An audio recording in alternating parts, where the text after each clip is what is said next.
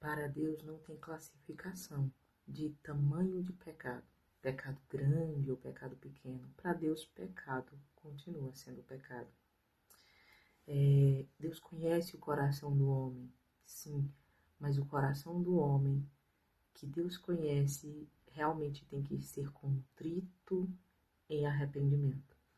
Davi, quando ele pecou, enquanto ele não foi confrontado, ele não se redimiu pelo seu erro. Ele não teve a atitude de ir buscar ao Senhor e de confessar o seu pecado. Pelo menos não tem uma passagem bíblica para isso.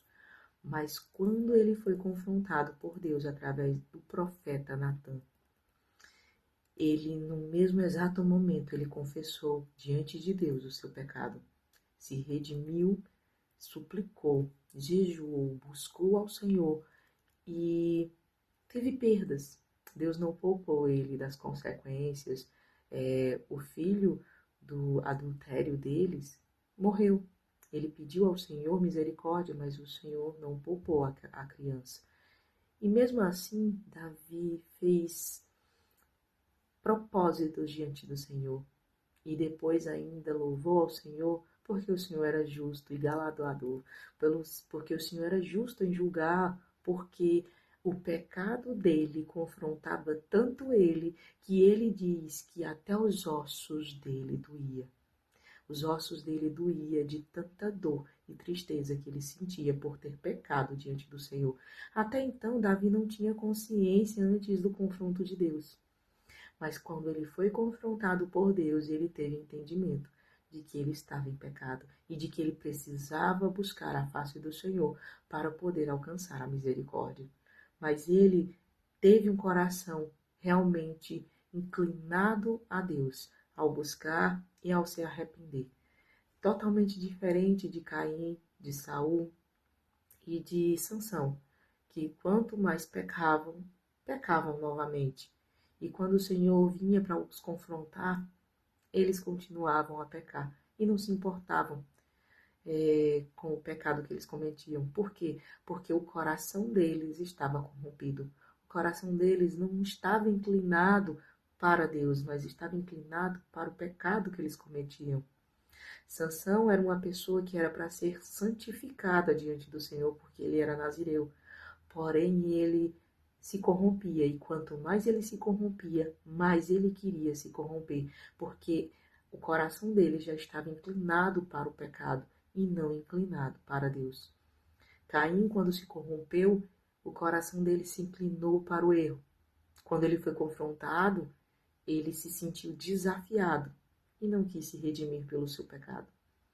Saul, da mesma maneira que Caim, quanto mais pecava, mais queria pecar. Não se redimia, mesmo sendo confrontado, mentia e dizia que não tinha ele cometido aquilo por mal, mas sim porque ele tinha algo de bom no coração, algo que era para agradar a Deus com um sacrifício maior. Porém, Deus não se agrada com sacrifícios gigantescos se o coração não for contrito e quebrantado nele. A palavra do Senhor diz no livro de Salmos que é um coração contrito e quebrantado, o Senhor não desprezará. O Senhor desprezará ofertas, o Senhor desprezará jejuns, orações, súplicas, se o coração não estiver contrito nele.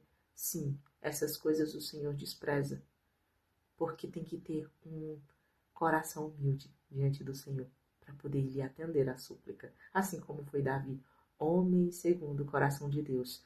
Não significa que Davi era perfeito, mas significa que ele, todas as vezes que ele errava, ele tinha um coração humilde para buscar a face do Senhor e dizer: Senhor, cobra de mim. Cobra de mim, não dos outros. Cobra de mim, porque o pecado que eu cometi diante do Senhor dói até a minha alma, dói até os meus ossos, porque é gravíssimo diante do Senhor. Mas tende misericórdia de mim e me ajuda a ser fiel a Ti. Me ajuda a ser melhor cada dia. Me ajuda a ter mais arrependimento dentro de mim e mudar verdadeiramente aquilo, para que eu nunca mais cometa aquele erro. Perceba que depois daquilo, Davi nunca mais cometeu o mesmo erro.